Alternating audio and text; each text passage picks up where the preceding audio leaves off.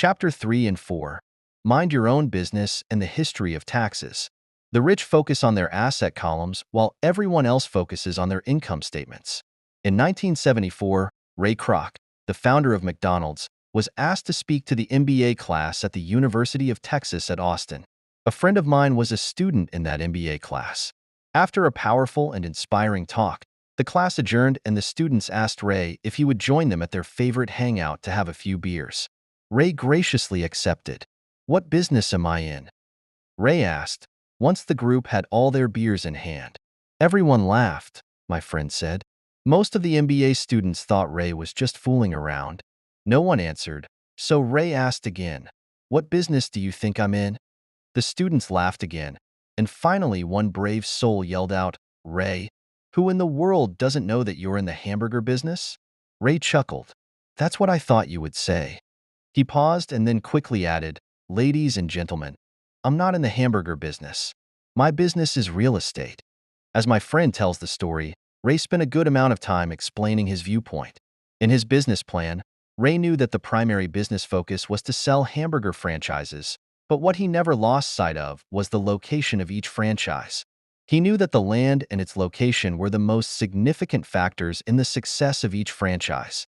Basically, the person who bought the franchise was also buying the real estate under the franchise for Ray Kroc's organization. Today, McDonald's is the largest single owner of real estate in the world, owning even more than the Catholic Church. McDonald's owns some of the most valuable intersections and street corners in America and around the globe.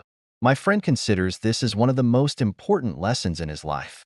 Today he owns car washes, but his business is the real estate under those car washes. His previous chapter presented diagrams illustrating that most people work for everyone but themselves. They work first for the owners of the company, then for the government through taxes, and finally for the bank that owns their mortgage. When I was a young boy, we did not have a McDonald's nearby. Yet my rich dad was responsible for teaching Mike and me the same lesson that Ray Kroc talked about at the University of Texas. It is secret number 3 of the rich. That secret is, mind your own business.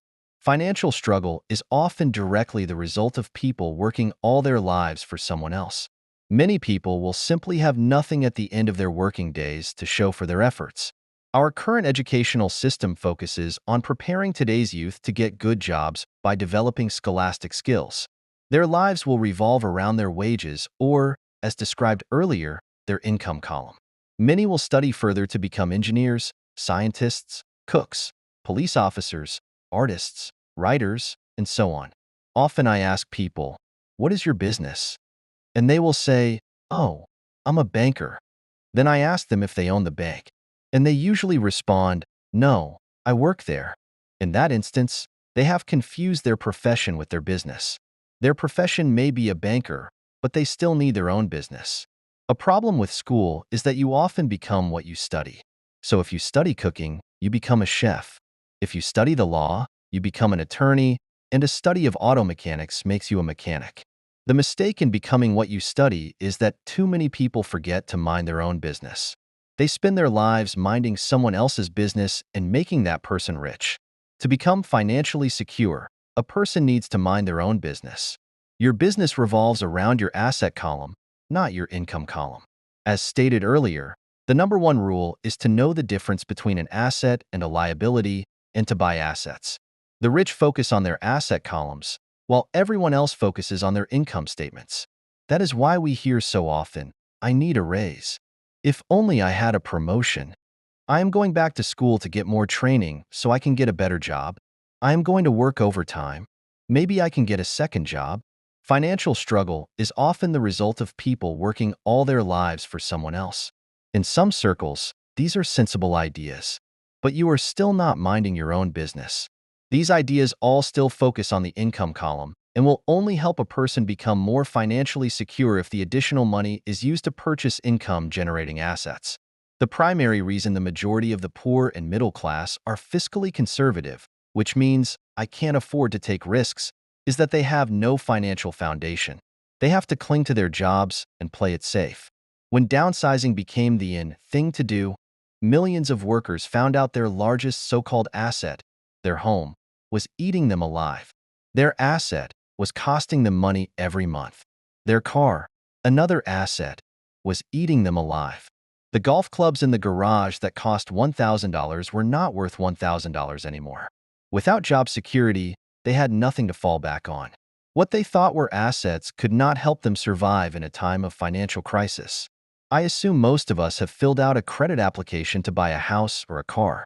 It's always interesting to look at the net worth section because of what accepted banking and accounting practices allow a person to count as assets. One day when I wanted a loan, my financial position did not look too good. So I added my new golf clubs, my art collection, books, electronics, Armani suits, wristwatches, shoes, and other personal effects to boost the number in the asset column. But I was turned down because I had too much investment real estate. The loan committee didn't like that I made so much money from rent. They wanted to know why I did not have a normal job with a salary. They did not question the Armani suits, golf clubs, or art collection. Life is sometimes tough when you do not fit the standard profile. I cringe every time I hear someone say to me that their net worth is $1 million or $100,000 or whatever. One of the main reasons net worth is not accurate is simply because the moment you begin selling your assets, you are taxed for any gains. So many people have put themselves in deep financial trouble when they run short of income. To raise cash, they sell their assets. But their personal assets can generally be sold for only a fraction of the value that is listed on their personal balance sheet. Or if there is a gain on the sale of the assets, they are taxed on the gain. So again, the government takes its share, thus reducing the amount available to help them out of debt. That is why I say someone's net worth is often worth less than they think. Start minding your own business. Keep your daytime job, but start buying real assets, not liabilities or personal effects that have no real value once you get them home. A new car loses nearly 25% of the price you pay for it the moment you drive it off the lot. It is not a true asset even if your banker lets you list it as one. My $400 new titanium driver was worth $150 the moment I teed off. Keep expenses low, reduce liabilities, and diligently build a base of solid assets. For young people who have not yet left home, it is important for parents to teach them the difference between an asset and a liability. Get them to start building a solid asset column before they leave home, get married, buy a house, have kids, and get stuck in a risky financial position, clinging to a job and buying everything on credit. I see so many young couples who get married and trap themselves into a lifestyle that will not let them get out of debt for most of their working years. For many people, just as the last child leaves home, the parents realize they have not adequately prepared for retirement and they begin to scramble to put some money away. Then their own parents become ill and they find themselves with new responsibilities. So what kind of assets am I suggesting that you or your children acquire? In my world, real assets fall into the following categories. Businesses that do not require my presence, I own them, but they are managed or run by other people. If I have to work there, it's not a business. It becomes my job. Stocks, bonds, income-generating real estate, notes, IOUs, royalties from intellectual property such as music, scripts, and patents. Anything else that has value, produces income or appreciates, and has a ready market. As a young boy, my educated dad encouraged me to find a safe job. But my rich dad encouraged me to begin acquiring assets that I loved. If you don't love it, you won't take care of it. I collect real estate simply because I love buildings and land. I love shopping for them, and I could look at them all day long. When problems arise, the problems aren't so bad that it changes my love for real estate. For people who hate real estate, they shouldn't buy it. Start minding your own business. Keep your daytime job, but start buying real assets, not liabilities. I also love stocks of small companies, especially startups, because I am an entrepreneur, not a corporate person. In my early years, I worked in large organizations such as Standard Oil of California, the U.S. Marine Corps, and Xerox Corporation. I enjoyed my time with those organizations and have fond memories, but I know deep down I am not a company man. I like starting companies, not running them. So my stock buys are usually of small companies. Sometimes I even start the company and take it public. Fortunes are made in new stock issues, and I love the game. Many people are afraid of small cap companies and call them risky, and they are. But that risk is diminished if you love what the investment is, understand it, and know the game. With small companies, my investment strategy is to be out of the stock in a year. On the other hand, my real estate strategy is to start small and keep trading up for bigger properties and, therefore, delay paying taxes on the gain. This allows the value to increase dramatically. I generally hold real estate less than 7 years. 4 years, even while I was with the Marine Corps and Xerox, I did what my rich dad recommended.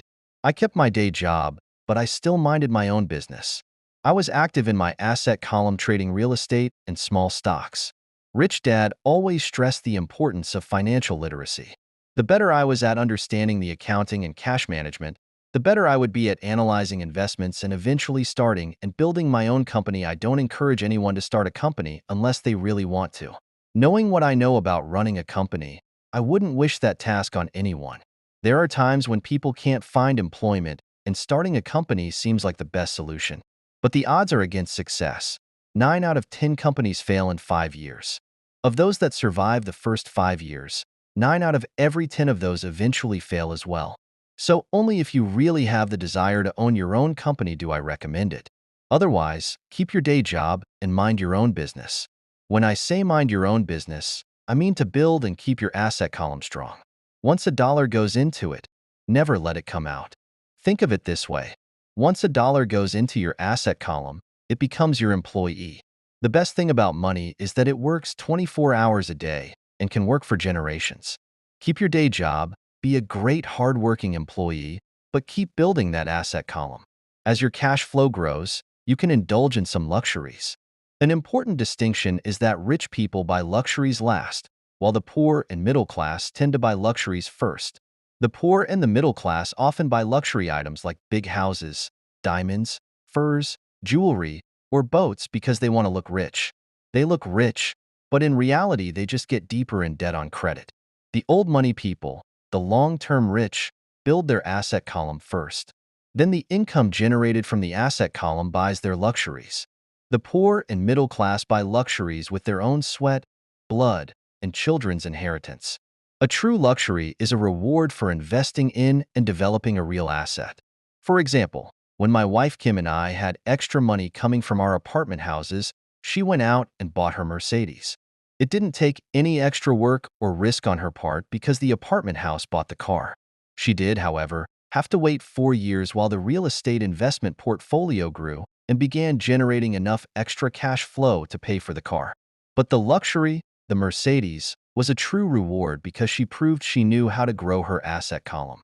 That car now means a lot more to her than simply another pretty car. It means she used her financial intelligence to afford it. Instead, most people impulsively go out and buy a new car or some other luxury on credit. They may feel bored and just want a new toy. Buying a luxury on credit often causes a person to eventually resent that luxury because the debt becomes a financial burden.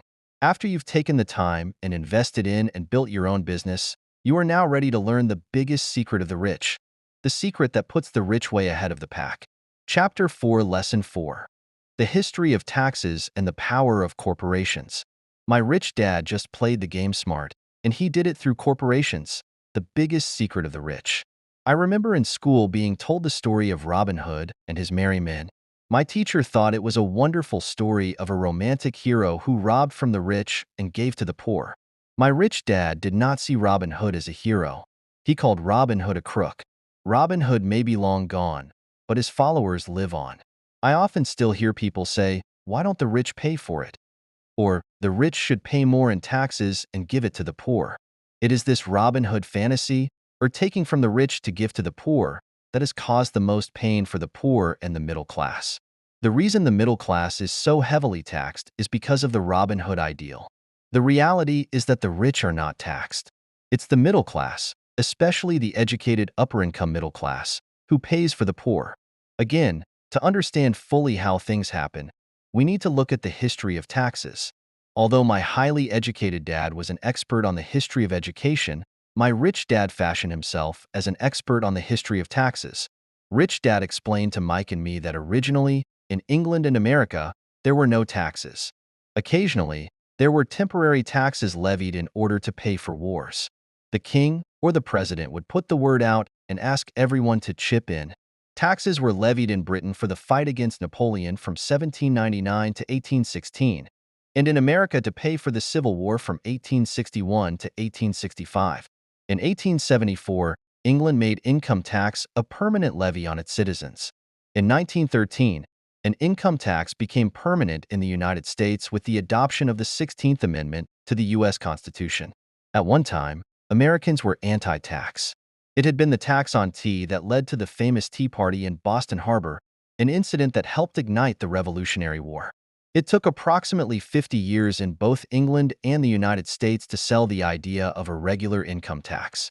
What these historical dates fail to reveal is that both of these taxes were initially levied against only the rich. It was this point that Rich Dad wanted Mike and me to understand. He explained that the idea of taxes was made popular and accepted by the majority by telling the poor and the middle class that taxes were created only to punish the rich. This is how the masses voted for the law, and it became constitutionally legal. Although it was intended to punish the rich, in reality it wound up punishing the very people who voted for it, the poor and middle class. Once government got a taste of money, its appetite grew, said Rich Dad. Your dad and I are exactly opposite. He's a government bureaucrat, and I am a capitalist. We get paid, and our success is measured on opposite behaviors. He gets paid to spend money and hire people. The more he spends and the more people he hires, the larger his organization becomes.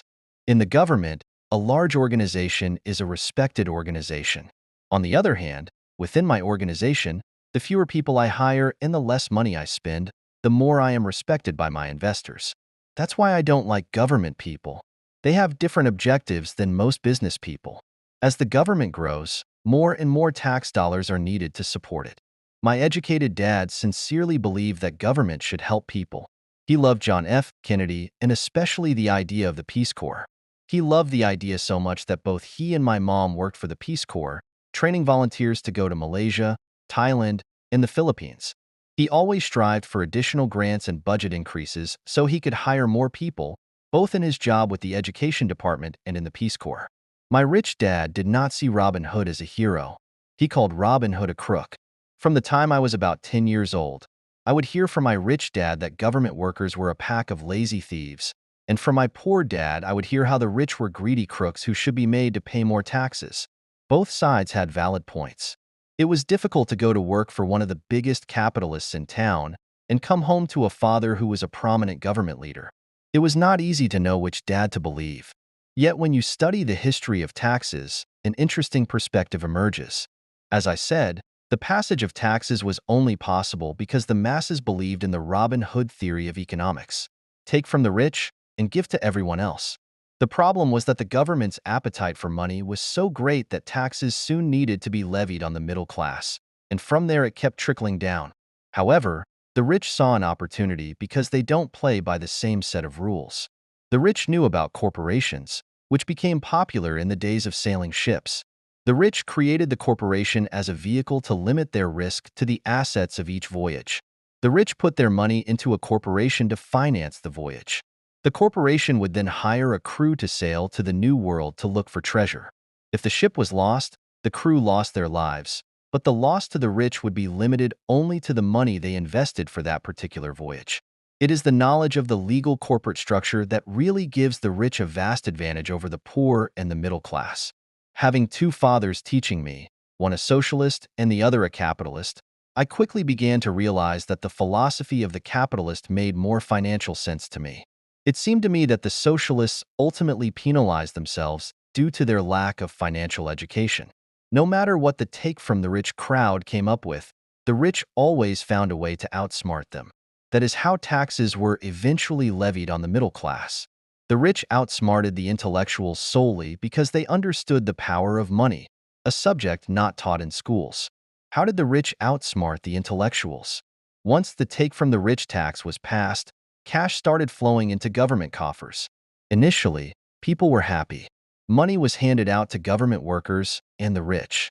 It went to government workers in the form of jobs and pensions, and it went to the rich via their factories receiving government contracts.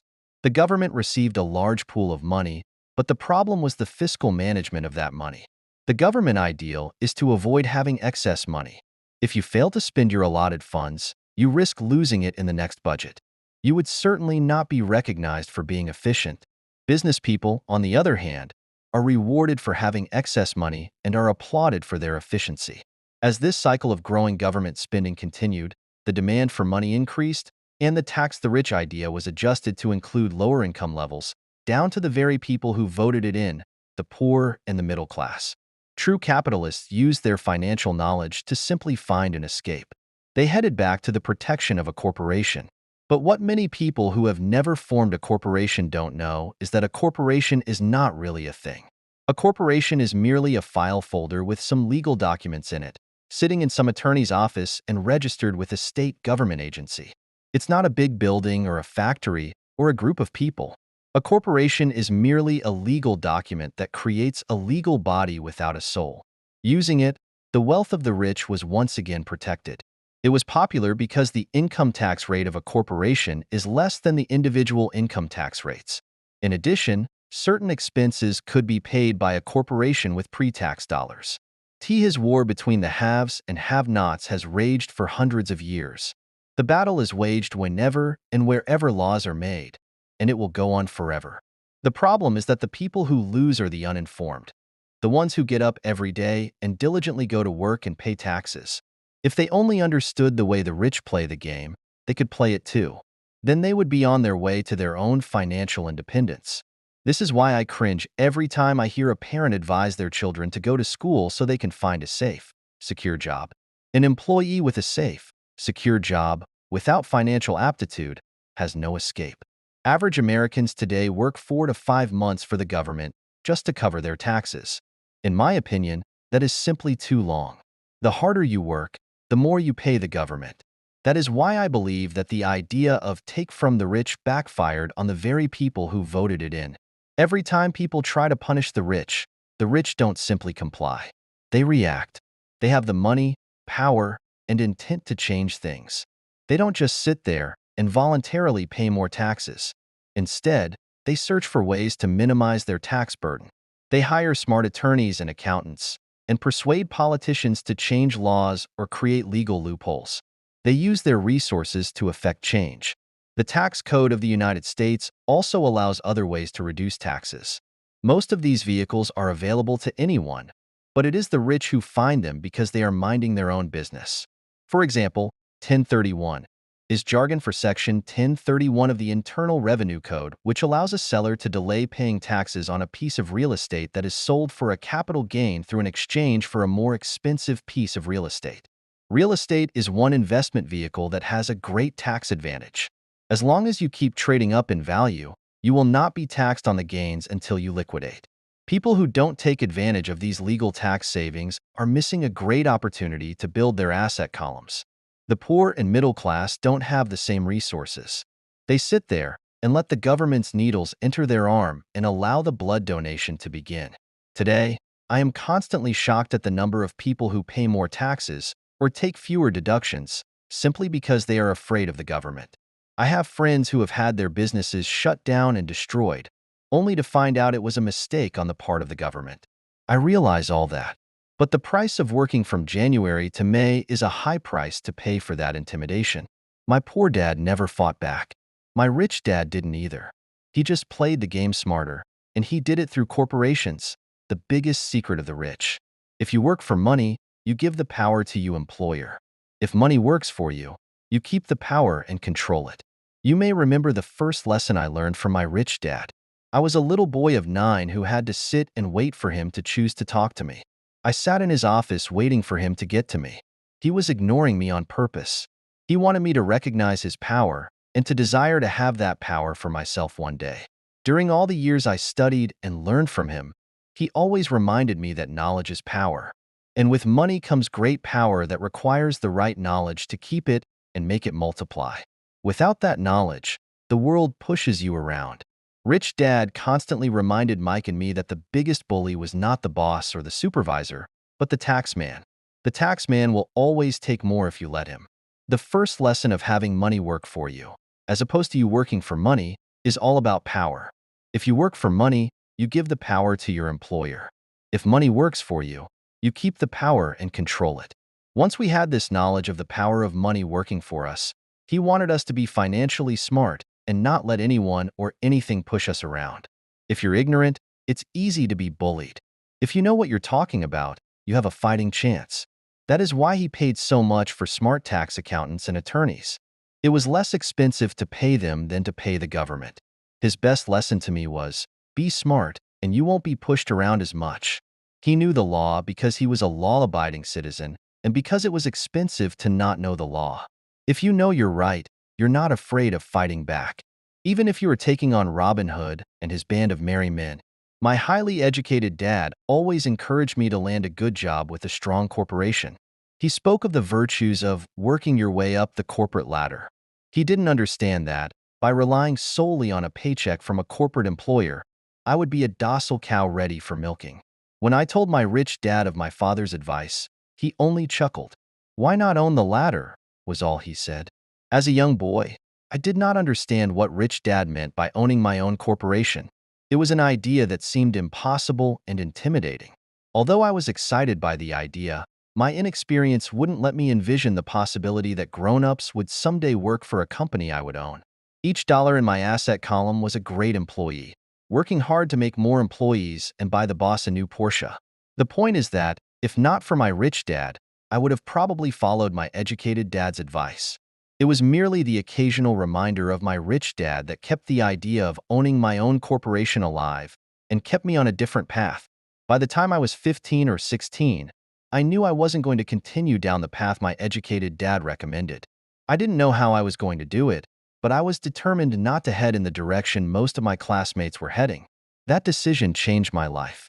It was not until my mid-20s that my rich dad's advice began to make more sense to me.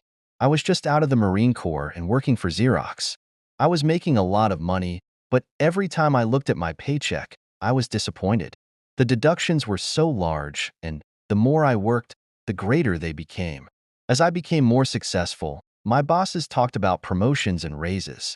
It was flattering, but I could hear my rich dad asking in my ear, "Who are you working for? Who are you making rich?" In 1974, while still an employee for Xerox, I formed my first corporation and began minding my own business. There were already a few assets in my asset column, but now I was determined to focus on making it bigger. Those paychecks, with all the deductions, made all the years of my rich dad's advice make total sense. I could see the future if I followed my educated dad's advice. Many employers feel that advising their workers to mind their own business is bad for business. But for me, focusing on my own business and developing assets made me a better employee because I now had a purpose. I came in early and worked diligently, amassing as much money as possible so I could invest in real estate. Hawaii was just set to boom, and there were fortunes to be made. The more I realized that we were in the beginning stages of a boom, the more Xerox machines I sold. The more I sold, the more money I made, and of course, the more deductions came out of my paycheck. It was inspiring. I wanted out of the employee trap so badly that I worked even harder so I could invest more. By 1978, I was consistently one of the top 5 salespeople at the company. I badly wanted out of the rat race. In less than 3 years, I was making more in my real estate holding corporation than I was making at Xerox. And the money I was making in my asset column in my own corporation was money working for me, not me pounding on doors selling copiers. My rich dad's advice made much more sense. Soon the cash flow from my properties was so strong that my company bought me my first Porsche.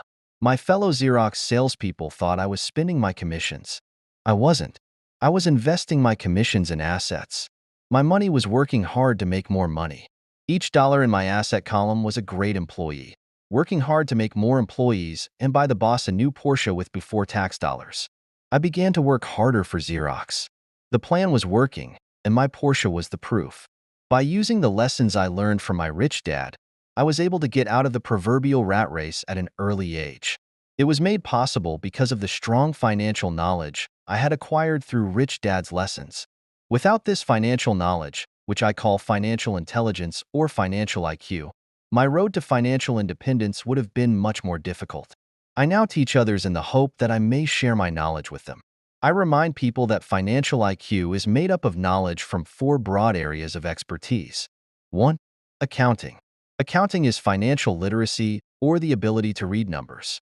This is a vital skill if you want to build an empire. The more money you are responsible for, the more accuracy is required, or the house comes tumbling down. This is the left brain side, or the details. Financial literacy is the ability to read and understand financial statements, which allows you to identify the strengths and weaknesses of any business. 2. Investing. Investing is the science of making money.